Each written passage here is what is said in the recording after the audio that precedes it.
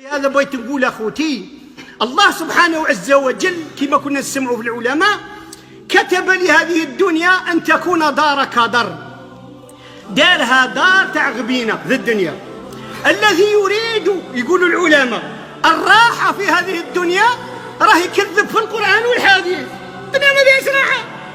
الدنيا تقول العلماء قال لك لو كان ترفد ورقه تاع عندك راك عايش 40 عام، كنا تبغي تخرج شحال من يوم ضحكت فيه وعزين تخرج 40 يوم ولا ما خرجتهاش. تفرح نهار تحزن يومين، تتهنى نهار تنغبن 5 ايام الى اخره.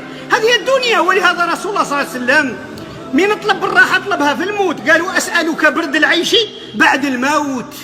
الدنيا دنيا كدر، دنيا تنغيص، دنيا هم، دنيا غم يخرج منها الانسان بالبكاء في الاولى ويودعها والناس تبكي عليه بالآلام وسكرات الموت إلى آخره.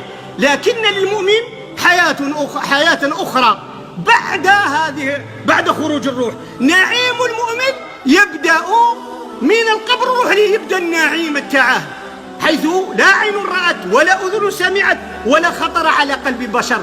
فلا بد أن نفهم هذه الدنيا. الناس اللي ما فاهمينش الدنيا مغبنة مساكين، يجري يتناسف الهم الغم، غريان مرض، الاخر مات، الاخر طاح، يا وهي دايره هاك.